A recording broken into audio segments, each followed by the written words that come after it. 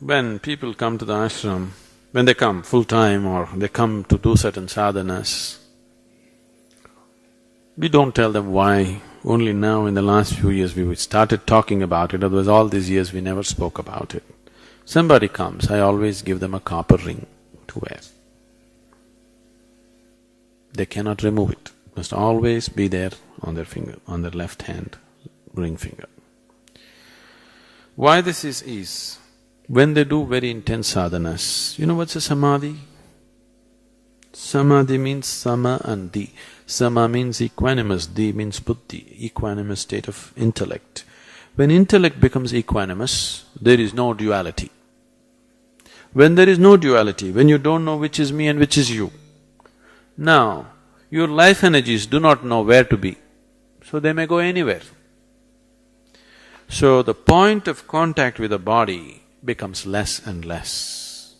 It can be brought down to a point where your point of contact with the body is just one-pointed.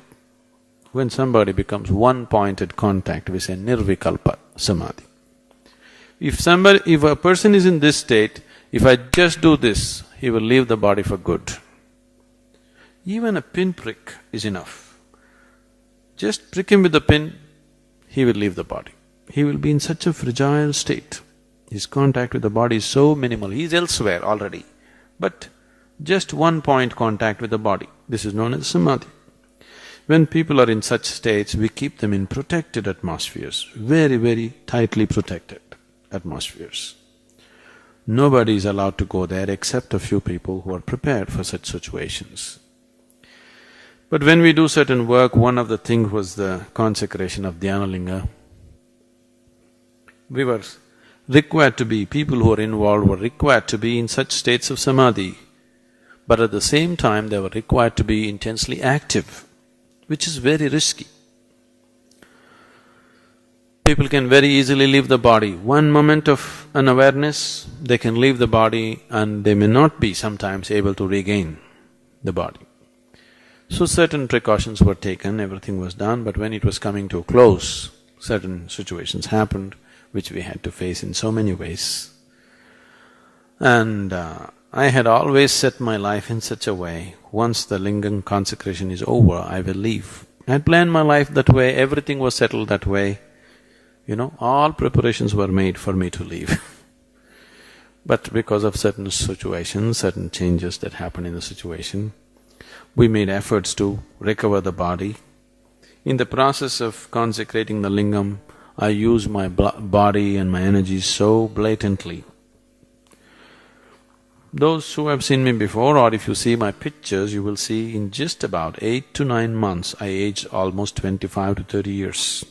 You will see my pictures. In 8 months' time, I have aged almost 25, 30 years. Because we used the system so blatantly. Because I never planned to live beyond that, I had my body completely ruined by the time I finished the consecration. You should see my medical reports, my blood work and other CAT scans and other things. Every day doctors were, diagnosing me with some bizarre disease which is no way to recover or something like that. I have not been through any treatment. In the last 4 years, we have been working on the system. Today it's much better. Accordingly, my activity is increasing. I have not been inactive, I have been constantly active these 4 years, but it was quite something to keep the body going. But now it's so much better, it's not 100% yet. Still on some kind of support system, but it is so much better, it's recovered. So metal, if you have metal on your body, you will not leave the body accidentally. So that's why the ring is always put on people who are doing intense sadhanas. Unknowingly they may leave the body. So people were afraid that I will leave and they put a shackle on me. For more on Sadhguru, visit www.ishafoundation.org.